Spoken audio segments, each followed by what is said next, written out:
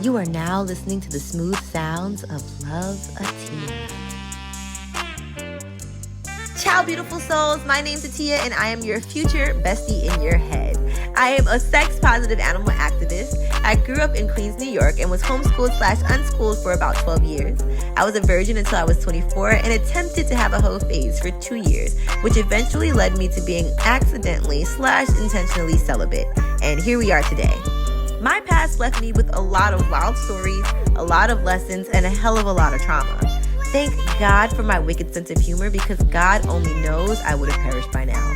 With that being said, this is your gentle reminder that the Loveatiya experience was created as a safe space for me to reflect and share the lessons that I've learned from past traumas.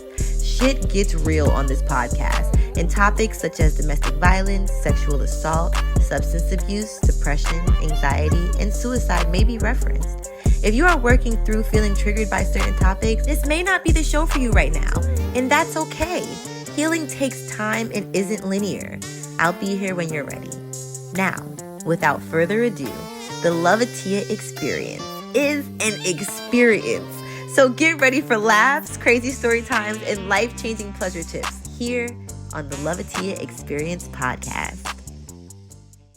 Hey, beautiful souls, it's your girl Loveatiya, and I'm so excited to be back.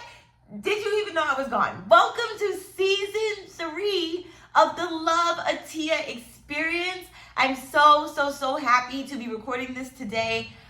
Thank y'all for just being supportive of me and being here for 3 years. Like, this makes me so happy. I don't know, do y'all listen to me when you do your dishes? Do you listen to me when you're driving? I know somebody said when they're on their way to their workout, they were listening to me, and then the podcast was so good they kept listening to it while they worked out. I'm so grateful. Also, my abs looked really great just now, so I'm gonna go work out after this. But I'm so excited to be here. I have so many ideas for this season. As you can see, we have a different background, a different setup. This is like something new. Honestly, I'm just trying to get my home together. I have had some new things come up in my life that are just gonna have me just experiencing newness. And so I'm just trying to go with the flow of it all. I'm having so many epiphanies, and I just have to catch y'all up on a lot of stuff. For this season and for this year of the podcast, I have a lot of different ideas that I would like to implement. I think that I am actually going to do, y'all tell me, I literally need to do a survey. Tell me if you would like me to continue to have guests on my show, or if you prefer solo episodes. I just know personally, for me, my favorite podcasts of others are the ones where they don't have guests. But my guests have been so amazing. I have not been disappointed by one. Literally every last guest has been so amazing that I feel like I am picking great people, and I feel like we're talking about great topics, and they're very relatable, and it's nice to get just another form of feedback from somebody else. So yeah, if you can, I'll do a poll on Patreon for the free patrons as well, and y'all can let me know on there, please, once this episode drops, like if you would like to continue to see guests, or if you'd like me to limit them down. I do have 2 or 3 more interviews that have yet to be posted, so just that is a thing. But yeah, some shit's gonna switch up for this season, and I'm really excited. For instance, we are only going to have 1 episode a month. 1 episode a month, and I know that just sounds like tragic, like, oh my God, where's the tea gonna be? But I'm working on some big things, y'all, and I really need to concentrate and really pour my time into that. So I think those 1 month catch-ups are gonna be great, but I'm not just gonna leave y'all high and dry. Like, we didn't start this, make it all the way to season 3 to have nothing. So I will be having content pushed on Patreon. Some of it free, some of it for my paid tiers. I just want to be able to treat everybody for just your support of me. You know, I don't make money for this podcast except for my patrons, and that's just your way of supporting me, and that means so much. Patreon pays for me being able to host this podcast on here. I do have to pay to be able to post episodes for my podcast. So yeah, it's really helpful. Like, I want to buy some new equipment. I need some new tripods. My tripod's on its last leg, like it's getting rusty, things like that. But I'm just being patient and just really grateful for everybody and their support. So thank you so much. With that being said, in today's episode, I would like to talk about how I am back in these streets, or was was back in these streets, was past tense, because I have been yet again traumatized. I needed to see what was out here, guys. I needed to see what was out here, and it solidified a lot. Now, I also want to talk about my neurodivergence, emetophobia, some sex shit.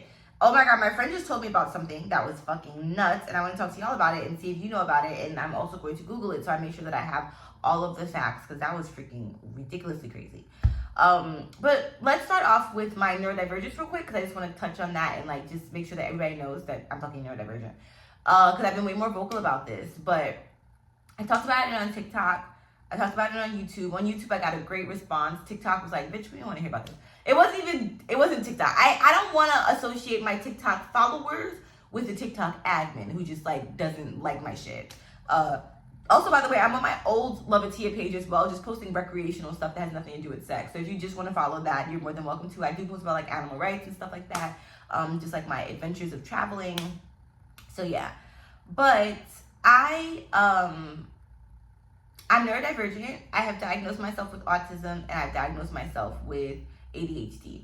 The thing that I'd like to go on a slight rant about is the fact that I feel like sometimes people have not necessarily obviously said this to me, and if they have, I've just blocked it out. But when I confess, or not confess, it's not a confession, it's not a bad thing. When I express to someone and share that I am neurodivergent and I think differently, I always feel the need to say, but I haven't been like officially diagnosed by a doctor. One thing that I recently learned is that I think that the starting cost of the fucking autism diagnosis is $2,000. Is that not clearly blasphemy? If it is fucking clear as day that I am neurodivergent, that I have ADHD, that I have autism, and that those two things can often show up together in a person. There's literally like AUDHD or something like that. Why do I have to then pay $2,000 for a white man, black man, whatever the fuck color they are, to tell me that I'm neurodivergent? I fucking knew this. I didn't need I don't need a certificate that says you are neurodivergent. I don't need a fucking sticker. I don't need a pin. I don't need a hat. I don't need a shirt. I don't need any branding that says you're neurodivergent. I know this already. So why would I pay for somebody to tell me that? That blew mine. And then to know that it fucking is at 2000, and then you motherfuckers might not even detect it in me because it just started, like doctors just started being able to detect it in women, which are why there are so many late diagnoses for women. It's so many. It's so many. So it just reminds me of vaginas where it's like, or vulvas, where you go into the doctor, they say nothing's wrong with you, and this reminds me of the story I'm about to tell y'all later, and then you find out years later, oh, there actually has been something that I needed to heal within myself that I didn't fucking know because they've been telling me that there's nothing going on down there. Oh, God. Side note, I was just thinking about sex, penetration, and before January, I would like to go back to the OBGYN because I definitely feel like there is something going on in my vagina, and I think it's been going on in my vagina since forever. Because it hurts when I put in tampons, and this is like even before, because a lot of people like to say, oh, you use a lot of sex toys, so maybe you're not as sensitive down there because of that. No, bitch, this has been before the sex toys. Believe me, I used to diddle my skittle with my hand. And I could never go inside of myself for this reason. One, neurodivergent, so I can imagine like what it looks like inside of me. I just can't dissociate from that. I don't really know why. And maybe one day I'll be able to like turn myself on with that, you know, like I'd love to be able to stick my fingers in and finger myself. I love being fingered. It's one of my favorite activities, but to do it to myself, it's a little bit hard. So there's that. And then also penetration. Shallowing doesn't hurt, which means that the entrance of my vagina, those nerves are, I don't think that there's anything going on with those. Once that the object gets in my vagina, it feels like there's a blockage or a suction. Like the last time I had sex in April, it literally felt like a suction. And I didn't even want to stop the sex because I couldn't fucking describe it, but I should have stopped the sex. And I think that I did take a pause at one point because he saw it on my face. And he was like, you okay? And I told you he asked, and I was like, yeah. And then he like was like, you promise? And like that was very helpful. By the way, I just went through my phone and like deleted every guy I've ever talked to.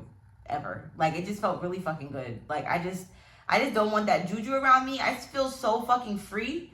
I feel so free after deleting Hinge. Like, y'all don't even fucking know. And I don't mean free to date. That is the weirdest thing about men, is they think that when you're single and when you're outside that you're so focused on other men. It's such a mind fuck. It's like, bro, if anything, I'm focused on the bitches. Like, you know what I'm saying? Like, I focus on the girlies, like on the women, but not even that. Like, I'm focused on myself. Like, I love me, you know? So I think that's very interesting nowadays, something that I've encountered. But we're gonna talk about how I lost myself, how I found myself. Oh, so much to catch y'all up on. But yeah, I just think that when it comes to neurodivergence, one more thought. I don't know if I finished that one, but I don't think I did. I also saw on TikTok that they said a lot of neurodivergent women and men can be susceptible to being taken advantage of because we can be considered very naive. And I think that our naivete is not because we're dumb. It's not because we don't know. It's not because we're ignorant. Our naivete is because we believe that people should mean what they say and do what they say they're going to do and not do what they say they're not going to do. So then when you do what you say you're not going to do, and you don't do what you said you were going to do, and you don't follow up with what you said, it's fucking like confusing. And then we're deemed as naive instead of other people being deemed as sociopathic liars. So that's something that I've been struggling with. I mean, even with the amount that I share to guys, the amount of information I share to guys, I had a post go viral, trigger warning, about sexual assault. We're going to touch on this real fast, so you don't have to, hopefully it's not triggering, I'm not going to speak about it in a triggering way, but it was about how I had been assaulted. I told my friend about it, and then he then assaulted me a month after. And the way that my comments blew up with thousands of people being able to relate was quite eerie, to say the least. Like, this is a thing that's happening and that multiple people are experiencing. That's actually fucked up. Like, what is wrong with people? So I think that within me being back on Hinge and then deleting Hinge and sharing things with guys and whatever the case may be, that mum's the motherfucking word. Like, I am not trauma dumping. You will not know that I've been hurt. I have to stand on business. See, this is the hard part though, because I told myself that I wasn't going to add people on social media, because I feel like that gives them so much access to me.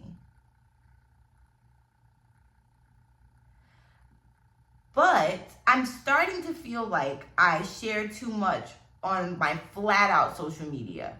Like, I think that that's what Patreon should be for. I think that even the little trending sounds of stories and stuff that I have, or my rants and stuff, I used to put that on YouTube. I used to put that on Instagram. But I really think that I should start moving my shit to Patreon. Just for the sake of my own safety. Like, I just have realized how diabolical people are. And what's the difference between me telling my friend that I've been assaulted versus you meeting me and then seeing that I've been assaulted on my Instagram? You know what I'm saying? I'm not ashamed about it. I think that I would love to continue to be an advocate for survivors and like share resources for that. But I'm like, what is the safest way to be able to do that? Because I actually think that I've let too many people in. And I'll be honest with you, like, I just had a situation and I was wondering, like, what did the situation happen for? It was like a week-long situation. And I was just trying to figure out, like, what the purpose of that was. And at first I thought that I felt shame regarding my social media. But now I really want to look at my social media as a portfolio. The podcast can even be a place where I share stories and stuff like that about my life. Like, if the person that I date listens to my podcast, that's nice. Thank you for your support. But you actually don't have to. Like, actually don't. Actually don't listen to this. Actually, if we're dating, don't listen to this. Like, I'm not dating anybody. But if we were, like, don't listen to this. So, yeah. I think that that's very, very important for me. Like, protecting my own space, because people are just like just out here not okay. I'm not okay, so I know other people are not okay. Like, the other day, somebody called themselves going off on me. This white man like verbally assaulted me, and I just remember thinking in that moment, like, he doesn't know I'm fucking crazy. Like, he doesn't know. Like, Like, he doesn't know. It's like the moment that my ex learned that I'm fucking nuts, bitch. Yo, did I ever share this with y'all? And maybe enough time has passed that I can, like, put this out there. And I just said that I wasn't going to share personal information, but I have to. I was taking a shower one day, and I feel like my ex was in the shower with me. And then we got into an argument somehow. He got out the shower. I don't think we were in the shower together. I think we were already at odds.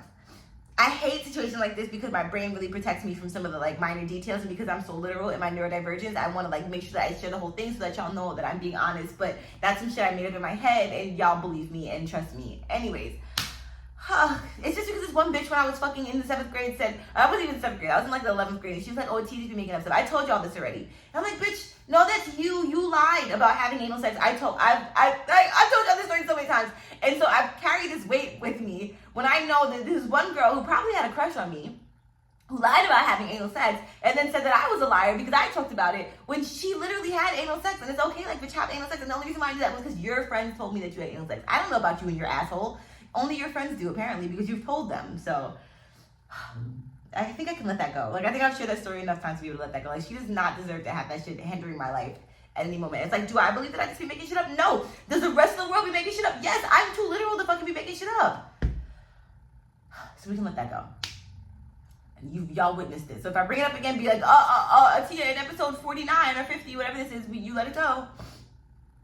Is this episode 50? I hope this is episode 50 because that'd be so cool.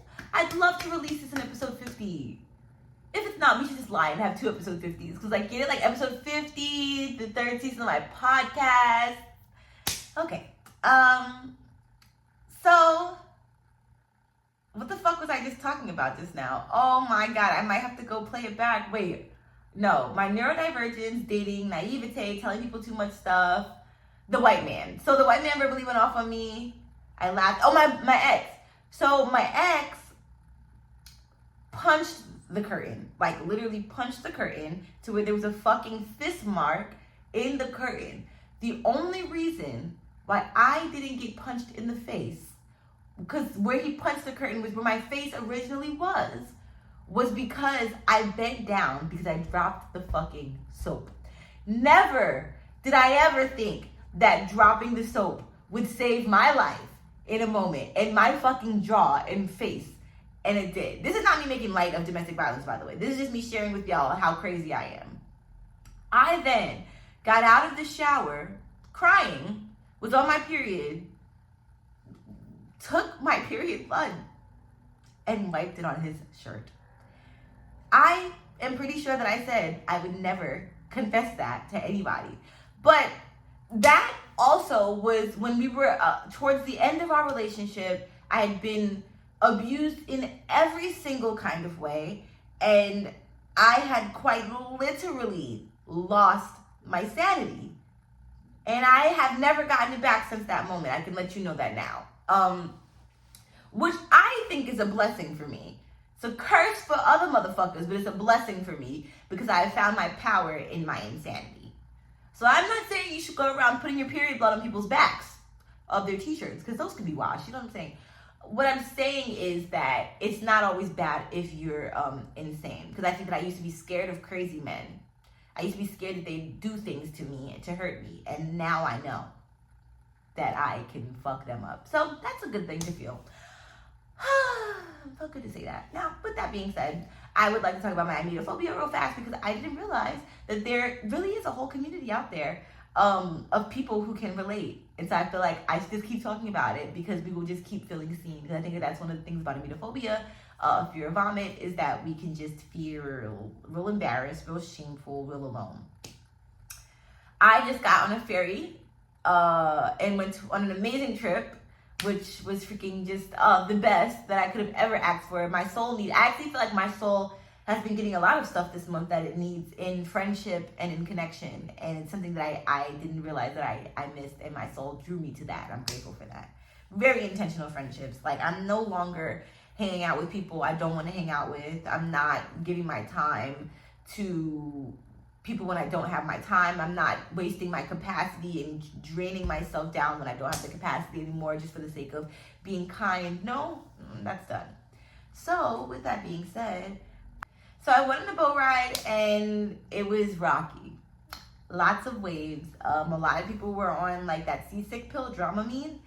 And I was a little bit triggered and I just had to work through breathing through it. Shit, even I was a little bit nauseous. I was like, what the fuck is this? And I don't normally get seasick, so that was very interesting. But yeah, I just realized that emetophobia, a fear of vomit, and it's not just a fear, it's like a phobia of vomit, which I guess can be tied to like an anxious, like my anxiety. So when someone throws up around me, I very often tend to black out. I'll heavily dissociate. My nervous system will freak out. I'll feel very heavy in my chest. I'll feel like heavy in my brain, but also light at the same time. I'll feel hypersensitive. Like I'll want to cover my ears, cover my eyes, be as far away from everything as possible, and almost be distracted. Like I don't want to hear it, I don't want to smell it, I don't want to be around it, I don't want to think about it, I don't want to possibly hear it. I've gone as far as hurting myself, like sticking my fingers so far in my ear and like trying to make noises with my ears that my ears hurt afterwards. And yeah, I have like stood in the street while people have thrown up, which is not safe. I've jumped out of cars. I've like driven fucking, I'm sure 90 miles on a fucking highway trying to get home while this person's vomiting like out the window. So I've slept in my car in 19-degree weathers because my mom got sick one time. Like, and none of these things are things that people ask me for. You know, they don't say, oh, leave, or they don't kick me out of these spaces of my own. It's just I'm not rationally thinking in that moment and I just have to go. It's so funny because I'm working on not judging my my responses to two things, right? So usually a trauma response is fight, flight, freeze, or fawn. And I used to fight. I used to fight back. I remember there was this one time that me and my dad had gotten into it. And I punched him in the nose. Because it was about fruit. I swear it was about fruit. I swear it was an argument about fruit. And I was a little girl. And I punched him in the nose. This sounds so random. Because we used to like play around sometimes. And my mom would always say like, don't play around until you, and then I would get serious. And my dad would still think I'm playing. And she would be like, but you're still smiling when you're serious. So like, he's going to still think you're playing and you can't smile when you're serious. And that has been a thing that has followed me my entire life. Like, I will be serious and someone will think that because I have the face of a dolphin or because I'm genuinely nervously smiling. I've had to really work on that. So I punched my dad in the nose and I felt fucking horribly guilty about it. I don't know if I was put on punishment.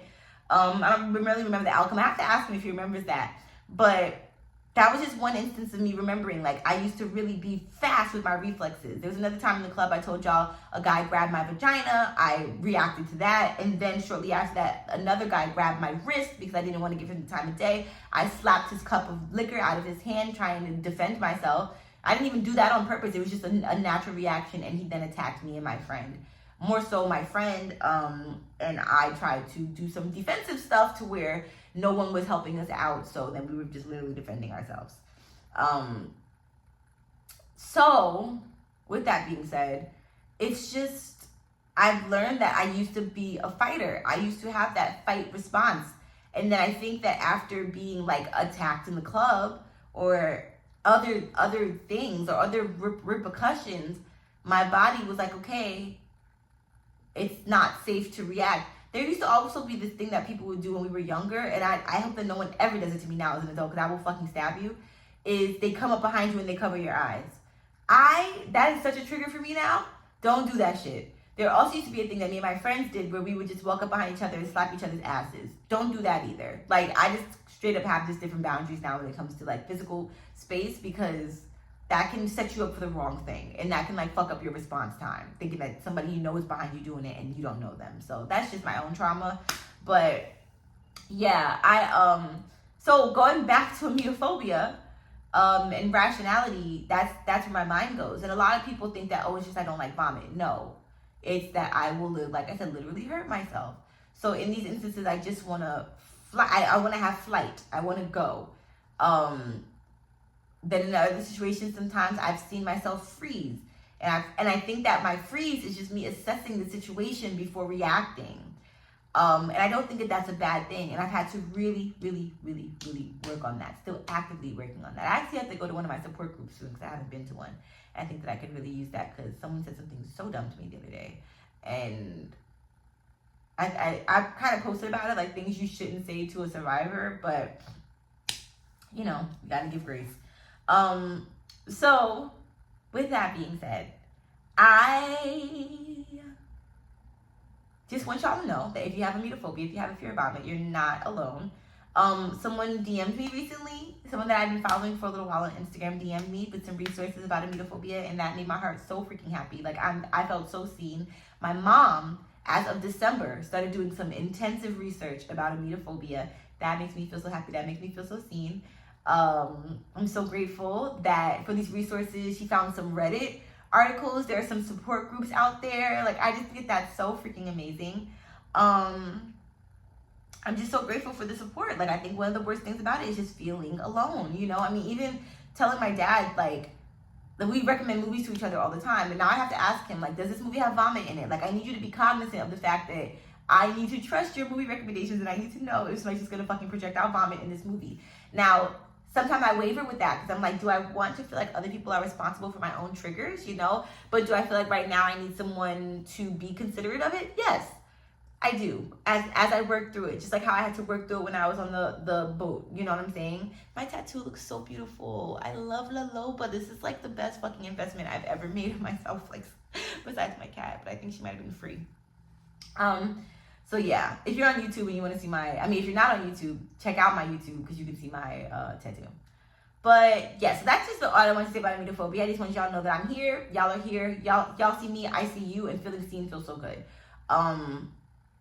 I've had conversations with friends about this that have like just been private conversations. It just feels really, really good. I'm just really, really grateful that people feel seen and that I even mention it, because it used to be something that I was like really hush about, and I'm like, nobody has to know this. I don't need to make it be a thing, but right now it is a thing in my life that I'm working through. Like, I literally watch shows with like my finger on like the mute button just in case. Like, it's just a little exhausting. Side note, if anybody wants to buy me a TV, feel free, because it'll be easier to hold the remote as opposed to putting my finger on my laptop. Very interesting. I actually have not owned a TV in the last year and a half. Wow, go Tia. That's cool. Okay, now I wanted to talk about, so we talked about neurodivergence, we talked about emetophobia, now it's time to fucking talk about Hinge, okay? Like, in dating apps. So first I tried to join Raya. This is not a fucking ad, because them bitches didn't accept me. What I didn't know was that after you get accepted for Raya, which I hadn't been accepted for anyway, I don't think I had. I mean, I deleted the app, so is that how they tell you if you've been accepted, or do they send you an email? Because I don't fucking know. I downloaded the app, signed up. They were like, you need a sponsor or some shit. I was like, what the fuck? I saw some guy that I used to know. I didn't even date him, but I used to know him. I guess he's on there. And I didn't send him like a request to accept me or whatever, like, or to sponsor me. I just was like, I have no sponsors. I've seen other people say that they've got accepted without having like a sponsor or like a suggester or whatever. So I was like, okay. Ended up deleting the app right after I found out you had to pay for it. I never got accepted for it, like I said. And so then I joined Hinge because I feel like, quote unquote, safer on Hinge, but no. Now, one thing that I was doing on Hinge was I was bouncing back and forth from city to city. So I was in Toronto, I was in Georgia, I was in New York. I even tried DC, which is crazy because I just watched Love is Blind DC, and those motherfuckers is insane. I have so much to say about Love is Blind, and this is not even like a reality TV show podcast, but we're gonna fucking talk about this shit because what the fuck. So yeah, that was crazy. So here's some things that I've noticed on Hinge that I'm just like I think that I need to do a video about what men should not do on Hinge because y'all are fucked up on there. Like, what the fuck? First of all, let's just start off with people that have put pictures of 5 people as their main picture. Which one is you? And 9 times out of 10, come to find out,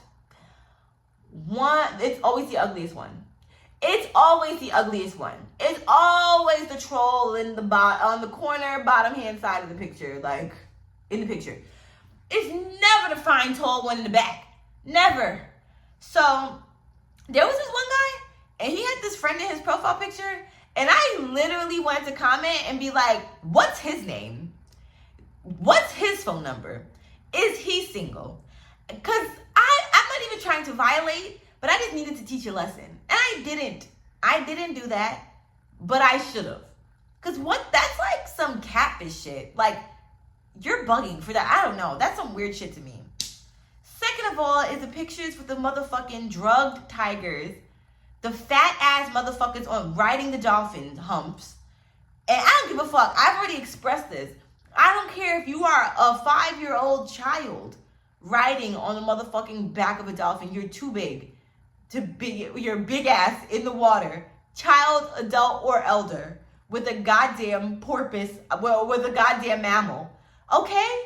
Get a fucking grip. It's 2024. Why are we still doing shit with animals? We never should have done shit with animals. That shit is primitive as shit. It's abusive as hell. The animals are highly drugged and abused and fucking malnourished and not taken care of and neglected. All of this shit. For you to take your picture that on Instagram got 40 likes, all that, on top of that, I told y'all, like, even I went off on DDG, Hallie's baby daddy, on social media, and the way that he responded to it, instead of being receptive to it, was, oh, you need a haircut. Bitch, you need a life. But I don't know. That whole moment was so fucking comical. Oh no, he said he wanted to cash at me. And I'm to this day, I'm still going to get my cash app. Like, what the fuck? But I say all that to say, like, people think that when you take pictures with tigers and with jaguars and with baby lion cubs and walking with lions and with elephants and with dolphins and there's so many, that you that it's like a wealth thing or like a status thing. These excursions are literally like $2 in Thailand. Like, they're not. You're not on a fucking yacht. Like, this is not a luxury experience. Like, these people are getting bitten up by fucking ravenous mosquitoes and like fucking, like, I'm just saying, this is not a paradise type of situation. It's that same energy of when you go to the aquarium and when you go to the zoo. That same eerie ass, like, I don't know, it just always felt weird to me. Like, I used to love zoos. I used to love aquariums when I was younger. But there was always that eerie energy when I would walk in. Like, it was always very quiet, very sad. Like, I didn't expect for it to be loud, but I don't know how to describe what I'm trying to say. I hope this, if you have a neurodivergent mind, you get it. Okay, back to him. So yeah, taking the pictures with the fucking tigers, taking the pictures with the fish. With the fish? What the fuck? I also had changed my preferences. So usually I'll start in the city all black on black. And then I will go to black and Latino. And then I will go to black and Latino and other. Oh, I'll also add Native American in there. And then sometimes I'll just do everything except white, honestly. And I don't know how them motherfuckers be slipping through the cracks. Because I will look like that. Is that a white man? So I've changed my preferences on there to try to find people. But y'all, I'll be honest with you. Like, I've been on Hinge on and off of Hinge since 2020. So that's on and off for 4 years. Has a full year gone by when I haven't, because I wasn't dating those 2 years of my celibacy. So I'm like, I don't know what I just was focusing on myself and like doing other things. I don't know. I just was fucking fulfilling my time and like traveling and doing shit. So I think that, like, I don't know, just being on dating apps for so long, especially in 2020 specifically, I've just learned, like, it's just certain looks in people's eyes that I can tell you're a sociopath.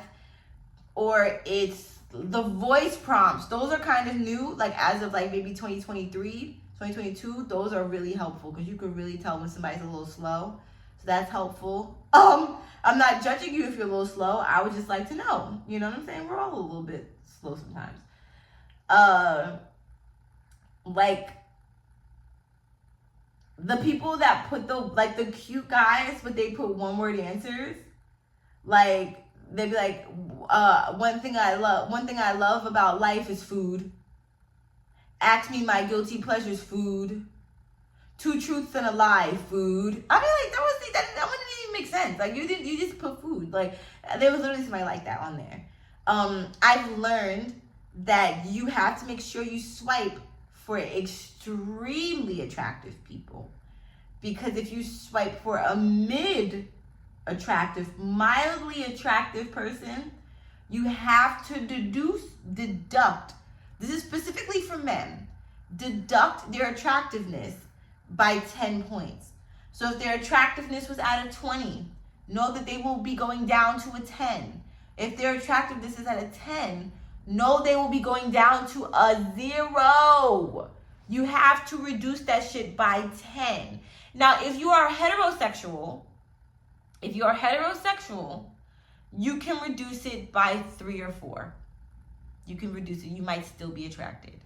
But if you are any type of queer, specifically on the femme-leaning side, like you prefer women, gotta give yourself that extra 10%. They have to look like Denzel Washington or fucking Michael B. Jordan. And you know what's really scary? Is that the same applies to them.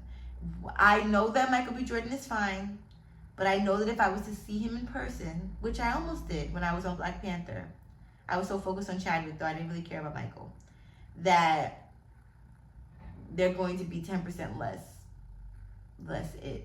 By the way, me and Chadwick made eye contact one time. Like, I think he was a really special soul, and I think that he was just like a really beautiful energy. I just wanted to give a shout out to Chadwick Boseman. Like that will always be a what the fuck of my lifetime. Because I always felt like I was supposed to meet him, and I was so close. And like I said, we literally made eye contact. Like, I know that he saw that I existed, and we were on the same set and stuff like that. And even when we were on set, like, I felt like he kept looking up, like, looking at me. And maybe, I know that I'm delusional, but maybe. Not in a romantic sense, because I know that he was married. But just to, like, my soul sees your soul, and we're here for 2 very important reasons. Let me live with that. Men that use filters on their pictures. What are we doing? Are we females? What are we doing? Are we women? Even when women do it, I have to be like, okay, I know she doesn't look like this. Like, I know she used the fucking baby doll filter from TikTok and saved that as a photo. But men using it?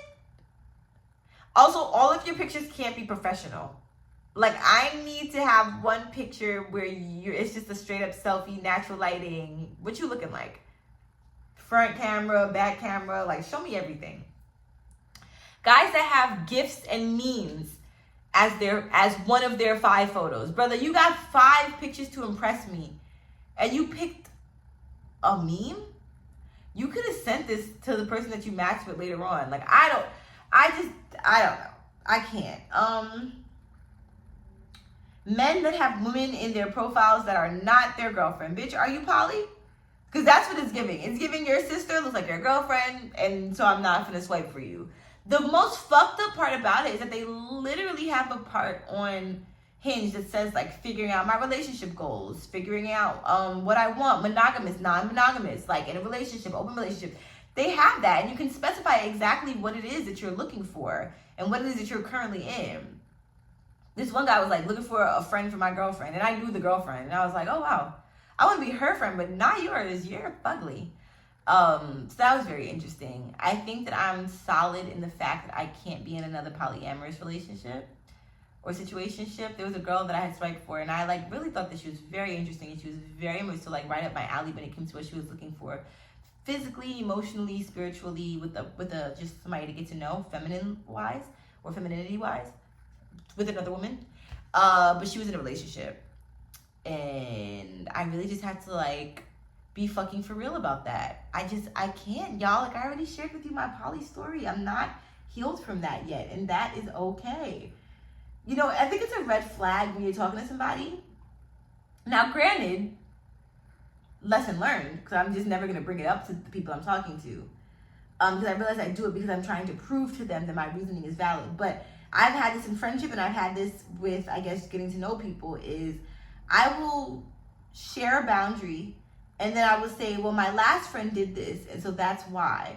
Or I will say, well, my last partner did this, and so that's why I don't like this. And then they'll say, well, I'm not that friend, or I'm not that partner. It is so typical, and that is the number one way to get cut off. I've literally cut off everyone that has said that to me. Friendship and fucking relationship wise, or whatever the fuck, talking wise. Like, and then I explain to them, because they say, like, you're living your past, and I explain to them, no, I'm bringing this up so that you don't just think, so that you don't take it personally. It's that you know that there is a reason why, and that I will work through this reason, and that I'm aware of the reason. It's not just some random rule I made up, and that you should respect it. So where I go wrong is explaining myself. That's where I go wrong. That's why I say I'm just not going to do that in future situations. If I know that someone,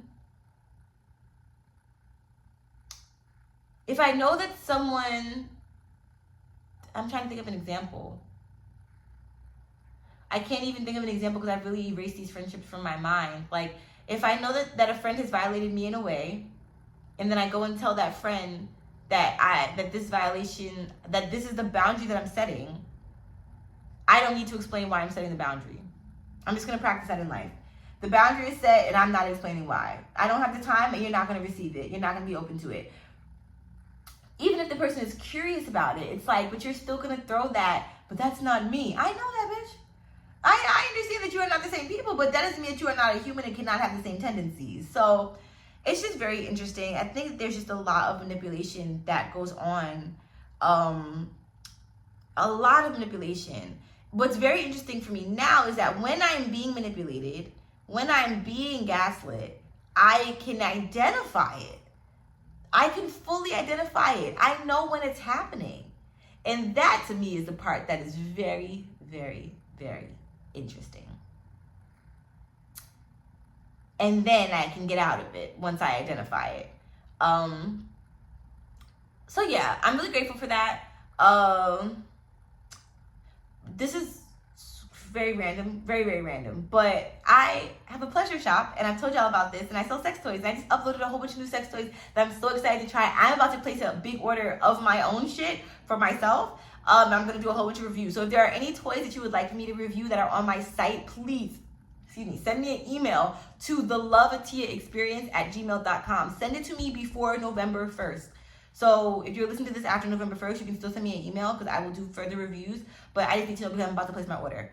Because I cannot wait. Like, I'm so beyond excited to review these toys. Also, if you have not shopped or checked out my pleasure shop, I have a pleasure shop, discreet shipping. I have a confidential order, so nobody is going to know that you ordered. I have a wide array of options and prices, and my prices are like angel numbers, so there's like a blessing attached to the order, and I make sure that everything on there is like product-wise, vegan and cruelty-free. I have hair and skincare products that I'm so excited about, and my hair and skincare company has actually really been booming as of lately. Like, I'm really grateful. I haven't even sent out any emails about it, but a lot of people have been re-upping on their products, so thank you. If you are new here and would like to enhance your self-care routine, check out my shop because I have a whole bunch of items that are literally created to heal your skin, heal your hair, and heal your relationship with yourself. Also, I have this hormonal bump. I think you can probably see it if I get close.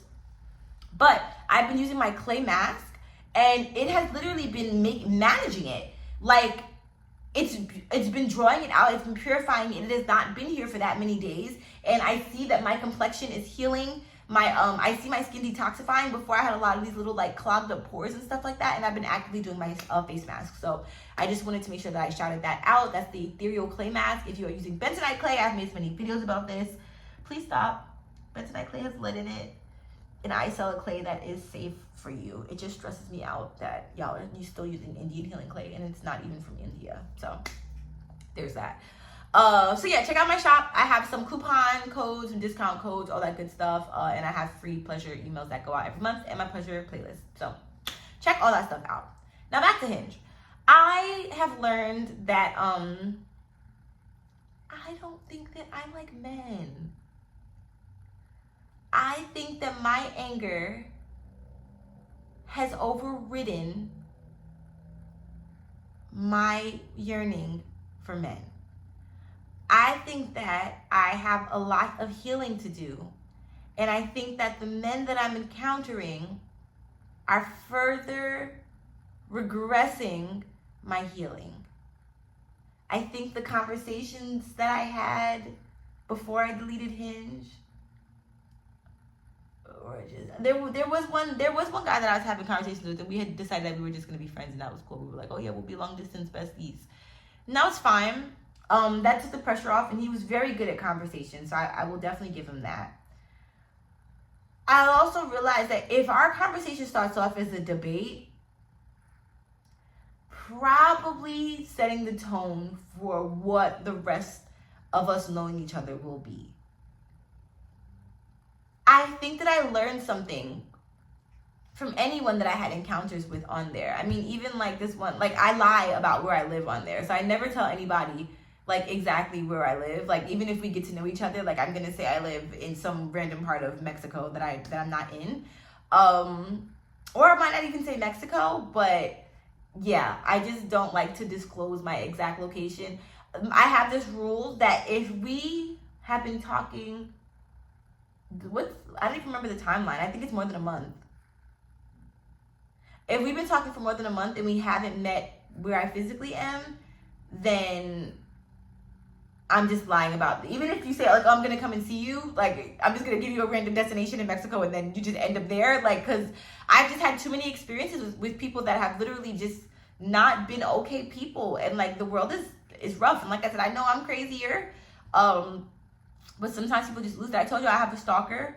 Thankful for that stalker though, because with the stalker came weapons. So now I officially have my weapons. I am officially feeling good and secure in that. Like I said, I've been going to the gym, self-defense, all that stuff.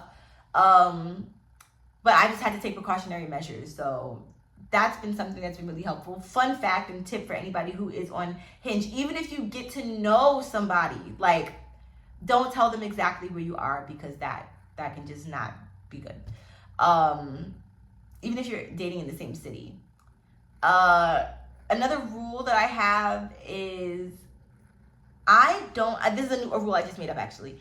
I don't want to exchange phone numbers with you until we've been speaking for at least a week. Because I think that men are just so good. I mean, even a week is not that long, but it's cool to get off the app at some point, and you do need to get on FaceTime. Now, if you want a video chat with me to make sure that I'm real, to make sure that you're real, fine. Just give me a fucking appointment. Like, don't just call me. And two, if we're on Hinge, they have video on there, so we don't need to exchange numbers for me to do that. So that's helpful. Do I think that I would join Hinge again? I don't think so. I have officially decided that I prefer my independence. I prefer my alone time.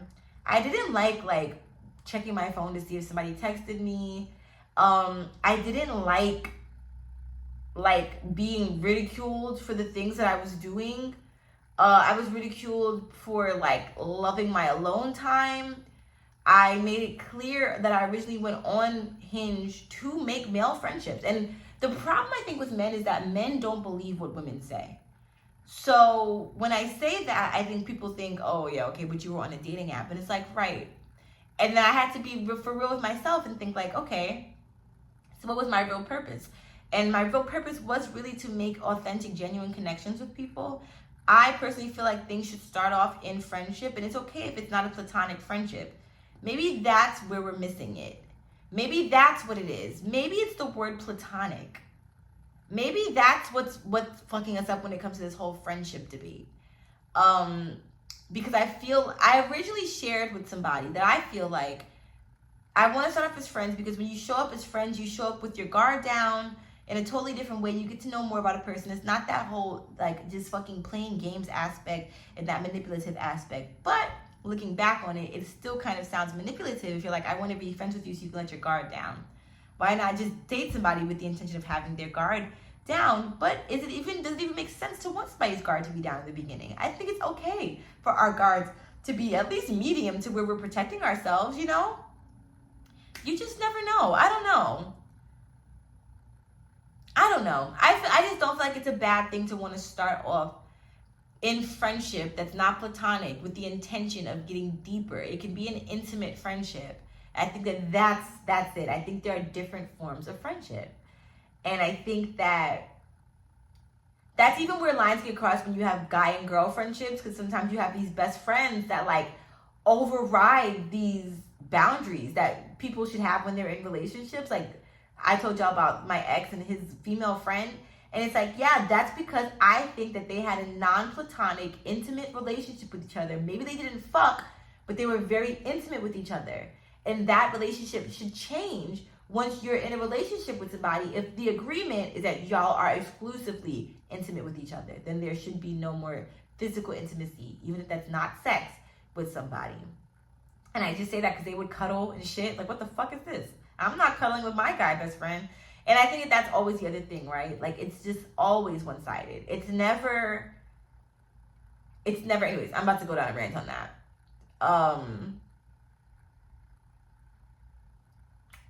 Damn, there's something I want to talk about, but I think I'm going to save it for the end of this episode, and then I'm going to put it on Patreon. Because I'm sorting through something, and I feel like I need to verbally discuss it, but I feel like I need a really safe space to be able to discuss it. And it is about, sexual trauma in relationships, in my relationship. So if you care or want to learn more about intimate partner abuse, then check out my Patreon, because I will have a specific tier for that. So random, but just whenever I talk about my relationship as a lady, that's where my mind has gone. So back to Hinge. Yeah, I really wanted to have like a non-platonic friendship. I think that I probably should just put that on my profile. Now, I don't think that that's the same as friends with benefits, because I think the goal is to lead up to a committed, exclusive partnership. What I'm having difficulty in is figuring out in my next partnership, how can I balance my alone time, loving to be alone, my independence, loving to do things by myself, but then also wanting that companionship and loving to pour into somebody else. Because I have a lot of love to give and I have a lot of love to pour. And I think that learning more about how I pour into myself will then help me learn how to pour into others. And I think that my partner that I'm with will also equally love their alone time. That's what it is. That's the answer. I will know that my person is for me when, one, they don't make me feel bad about anything about myself. Like, I do not ever want to be in a relationship where somebody makes me feel bad about myself. This last week, I actually feel like I genuinely lost myself. And I didn't realize, this is like my last week on Hinge, and I didn't realize that, well, yeah, I didn't realize that, I mean, with my Hinge experiences, I didn't realize that I had been in such a daze until I was out of it. Also, I was on my cycle. And for once, it actually came on time. Like, the last 3 months, it had come late. I wonder if it's because I've been drinking this hibiscus tea. Shout out to my best friend, shout out to my mom. Because my best friend gave me a bag of hibiscus tea. And then my mom said she started drinking hibiscus tea. And this is the first time that my fucking period has been, oh my God. Yeah, I think that's it. Wow, I'm going to have some more this morning. That's amazing. If you have hormonal problems, try hibiscus tea. We'll do some more chatting about that too. Side note, I wonder, like, what should I do with my YouTube? What should I do on there? Or should I stop? I don't know. I just feel like I'm posting too many places. It's too much. I'll figure that out. But, yeah, so I was on my cycle. And so I feel like that is the reason why I participated, reacted, experienced. Like, I just feel like I was genuinely possessed. I think that also, this is my first time attempting to, like, date and talk someone, and I feel like it was more triggering than I thought. And I thought that it was just dating that was triggering for me, but no, I think it's dating men. And I think it's dating men who don't accept me for exactly as I am. My friend always says it's about the actions. The actions, the actions versus the words. The words can be so sweet, but words don't hit. Like, words don't hit. They can be reciprocated, but they just don't hit. And then it just feels like it's like a game. But actions, if somebody's actions are showing me anything, the actions showed me that I need to never be on Hinge again. So back to pouring into myself. I'm super, super excited. I know that people probably think I'm out here just wilding, fucking around. I don't care. Like, I can't try to convince people of who I am anymore. If you think I'm a whore, then so be it. I know that I am the complete fucking opposite of it. A lot of people think that what I do on my social media shows that I'm like actively having sex. I had sex one time in April or twice in April, and then I don't know. It's just very funny because I know my actual experiences. So it's just it's interesting seeing where people's minds go when they create these perceptions of who they believe I am based on what they see on my social media or what they just create in their head as a man.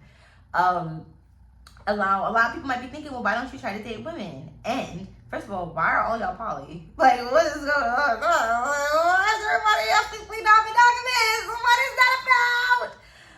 God. But the other thing is, I told my friend the other day on the beach that I feel like I don't have the capacity to be able to pour into a woman in a relationship right now the way that I want to. I want to show up really genuinely, really authentically. I want to give love, give time, give energy, and I don't feel like I have that right now. And don't get me wrong. In the first time I was with a woman, I didn't have time, but I made the time. She also made the time.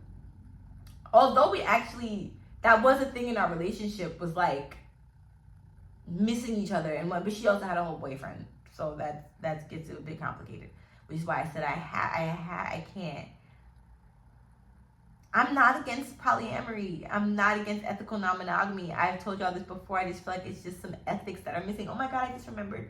You know, you talk to somebody and then you forget that you talked to them. Like, I just remember I was attempting to talk to this girl. Remember when I told y'all about her? I've been wondering, like, do people still watch my shit? Like, the guy that I had sex with, does he watch my shit? You know what I'm saying? Like, did he see the episode where I was talking shit? Like, the girl that I was just talking about, like, did she watch the episode where I was talking shit about, like, polyamory? And, well, first I was like, oh, I love polyamory. Then I was like, oh, fuck that shit. Like, do y'all watch my shit? I don't know. I'm gonna get a DM like, yes, I do watch your shit. I just blocked everybody that I told y'all that I've ever talked to. I think I told y'all that. So yeah, that's why I haven't dated a woman yet, like officially. Because I just know it's gonna be so pure. I never want to break a woman's heart. I was gonna treat her so beautifully. And what's so crazy is that when I'm dating men, I'm so worried about me. I'm like, my heart, like, I gotta protect myself. This, that, that. But then with another woman, I'm like, no, I want to protect you. And I think that just shows you that I'm queer. Like, it's just not. It's just something about the making of a man that I think, even without these scars that I have, I would still be opposed to their existence. Like, oh my God, they're so violent. And okay, now I can go on my rant. My love is blind. Now that we're here, Ramses. So y'all probably know, well, Ramses isn't violent. He's emotionally violent. Like, how are you so, okay, do y'all watch Love is Blind? If you don't watch Love is Blind and you're new to this, Love is Blind is a show where they have, so on Netflix, people are in these quote-unquote pods, they can't see each other, they're dating, it's these rooms that have these walls, they talk to each other, they fake fall in love, and they have to get married at the end of the experiment or not. This show is very triggering for me because literally every last man on the show was not shit. Every last man on the show did something fucked up. If you have not watched this season, I guess you can stop the podcast now, but I will get back around to some tea towards the end of this episode on Patreon, so stick around for that. About my past relationship and some shit that I just discovered. So Ramses is a character who he's like pro-Palestine, so everybody's like, oh wow, like this is the first time we've ever had somebody like really radical like this, like really grateful, you know, okay, you're using your platform for good. He's dating a girl that used to be in the military, there's a conflict. She was fucked up. She was just so confused. And he was so confused too. I would like to start off by saying that I think that if you are bisexual and you are a bisexual man, there is no problem with being a bisexual man. I do think that just like that bisexual man that was on season 1 that dropped the ball on Diamond, that you should express to your partner that you are bisexual when you're getting to know each other. because that is just discernment that they have the right to choose. So yeah, I don't, like I said, there's nothing bad with that. Like, even when getting to know other people, I let them know I'm bisexual, that I'm queer. I don't think that you should just throw that on somebody's lap because it's a part of who you are. But I still say I think that he's bisexual. I'm not trying to out him, but I think it's a pretty common consensus at this point that he is, just based on the way that he acts. He acts like he only half likes women, so it just kind of all makes sense. I think that he got married because he wanted to prove that he was heterosexual. But he also talked about how, like, tapped into his feminine energy that he is, and how he's not, like, super aggressive in these aspects and all of this stuff. But I have also seen him be extremely emotionally manipulative. And I've seen Marissa, his fiance at the time, say that she was in literal pain and PMSing and, like, was physically sick. And all he could worry about was getting his dick wet. And even at the time, like, she didn't look like she wanted to be touched. And he literally goes and starts touching on her for the sake of his own shit. It's just like, go to fucking therapy, bitch. Like, what the fuck is your problem? Speaking of therapy, then you have Ashley and Tyler. By the way, I do believe that men can exist in their feminine energy and not be bisexual. I think that that can totally exist. I just think that Ramses was bisexual. Regardless. God. Then you have Tyler and Ashley. Tyler has 3 kids. Didn't tell Ashley they're black. Marissa and Ramses were black and Hispanic. I don't know what the fuck. Were they racially ambiguous? No, they were black. They were Hispanic and black. I don't know, what the fuck were they? I don't know. They were of melanated descent. And then Tyler and Ashley were also melanated. Tyler lied and said that he was a sperm donor for these 3 kids, and that these kids had never met him or don't know what he looks like. Come to find out, everybody ate. And he really was in a relationship with this lesbian woman that fell in love with him and cheated on her ex-wife with him. And then they ended up having 3 kids together, wore matching pajamas, and he's very much so in the kid's life up until he started to join Love is Blind. Wow, that's tea. Okay, it's fucked up. Then you have Nigerian Steven, who is literally not, like, he's a white man who got this black woman by telling her that he was a quarter African when really he was 0.5%, I think. And, like, those were very, like, it was like 0.1% Nigerian, 0.2% Ghanaian, and then like 0.3 or 0.2% fucking like other Africa region in West Africa. Okay. And everybody's like, I can see it in his face. I can see he's African. I can tell he's Nigerian. He's like, yeah, and I went and studied about Africa after I found out I was African. And then she kept fucking telling everybody like she wanted them to give him a cookie. He did have a fat ass though. He had the fattest ass of a white man I've ever seen. Now they did talk a lot about like kink when it came to him. He had mentioned like that he liked to get pegged, and all of this stuff. And I am starting to wonder if he actually has a humiliation kink, which we're not a kink shaming podcast, but just based on the way that he's been acting, it's been humiliating. So I would be wondering if he's actually getting off on this, which would make sense. Do I think that his girlfriend Monica, so I told you he's with a woman that was melanated, do I think that she was kink shaming him? No, the thing that people said that she was kink shaming him for was she was like, yeah, he cheated on her already before they even got married. He cheated on her, and she said you were saying these disgusting things, talking about cum and all of this stuff on via text messages when you were like at a sleep test, whatever the fuck that is. Like, I love that it's a consensus that like not a lot of people know what a sleep test is. Like, what? And they were talking about it like we should know what that is. But he cheated on her, was saying these really kinky things, and she said it was disgusting. But I don't think that she was saying that that his kinks are disgusting. I think she was saying what he was saying to a stranger was disgusting. Like, it was disgusting that you would cheat on me. I've said stuff like that before. Like, that's disgusting. That you would like that's fucking disgusting. You literally had your penis in somebody else, or you were literally sexting somebody else.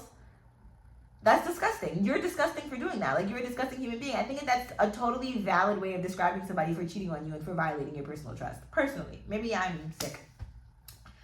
or maybe it's Maybelline. But so there's that couple. There's Garrett and Taylor. All right, next. Cause they're the what was that guy's name? Andy and Amy. Remember that boring ass couple that stayed together and he didn't want to use condoms, she didn't want to use birth control. It was like, oh, Ramses and fucking Marissa all over again. Oh, that was the other thing. Ramses doesn't want to use condoms and Marissa doesn't want to go on birth control, but Ramses doesn't want to have babies. So what are we doing? He's like, it just doesn't feel the same. It doesn't feel right. I'm not even gonna say what I want to do. Taylor and Garrett. Taylor is Asian, didn't want to tell Garrett she was Asian. Garrett harped on the fact that he couldn't tell what she was when she said this. She was like, yeah, I want to tell you about my mom, but like also, is this a gray hair? Is this a little gray hair? Wait, I can't. A gray leg hair? Maybe it's just, that'd be interesting. She's like, I don't want to tell you my mom's name because it sounds so like ethnic and you'll know what I am. Why'd you even say that in the first place? But yeah, they're pretty boring. His ex texted him and then he lied and said that he only liked the message or DM. And then come to find out he really replied to the DM. What he replied sounded like it was okay, but then she checked the text messages and said it was a little too friendly for her. Whatever. I don't know what the truth is anymore, but I think they ended up staying together. And he had like a really major glow up. And then there's, who else did I forget? Tim and Alex. Okay, so Tim, his two sisters passed away and he kind of made that be like his main like consensus for every conversation, which is like really sad. Like, I'm really sorry for his loss and that is so traumatic, but like just maybe he should talk to somebody about that and not necessarily be on a dating show, because that was like really intense and I felt really, really bad for him and for his partner. Now both of her parents, I think she said, had multiple sclerosis. So like much empathy for that, but she was a bitch.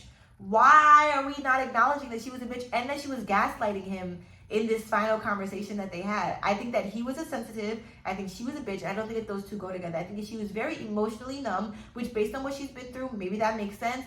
But like, his parents drove all the way. Well, first he met her dad and it was like a very sentimental experience and like it was just a really beautiful thing. He asked for her hand in marriage. Her dad cried. It was very beautiful. He prepared food for them, cooked, cleaned, went grocery shopping, woke up at the butt crack of dawn to make sure her family was happy.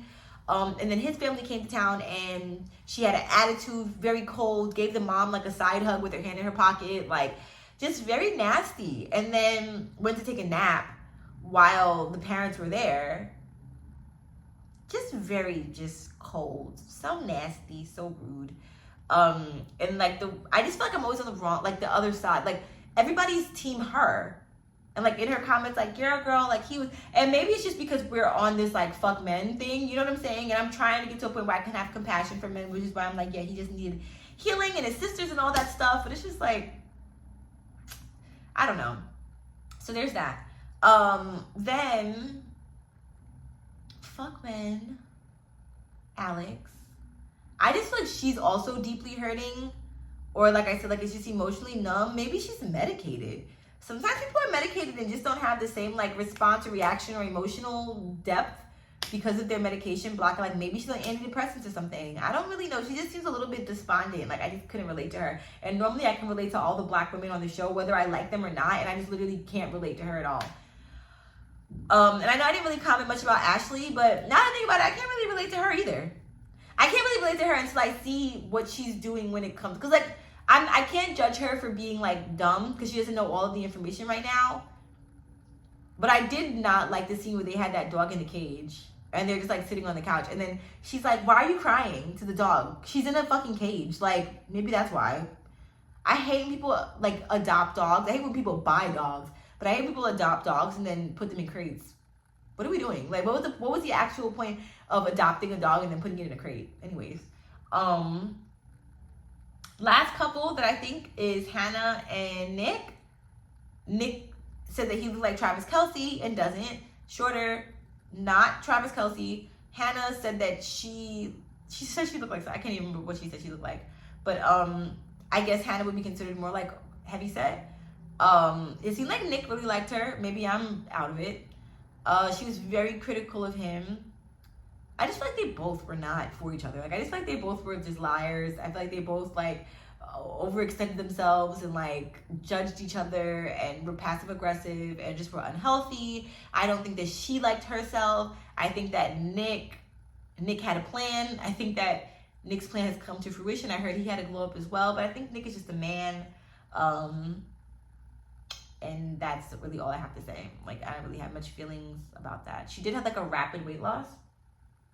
I know that it's been a year, but I'm like, that was really fast. Like, oh, okay. So yeah, the reunion's coming up. We'll see how that goes. If anybody's interested in watching Love is Blind, check it out. Let me know how you feel about it.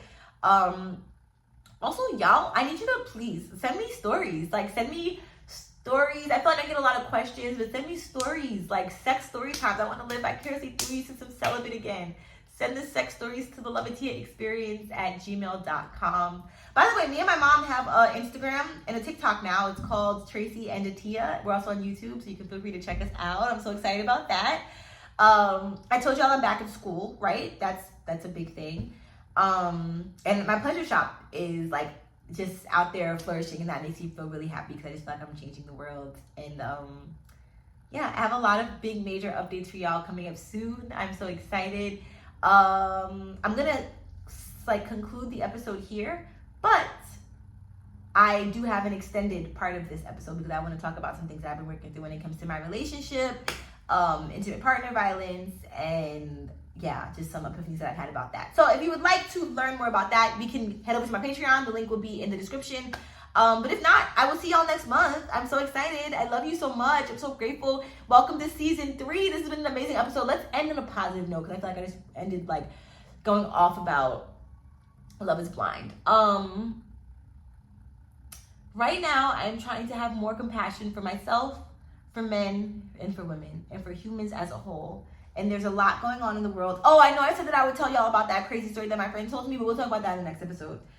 There's a lot of crazy stuff going on in the world, and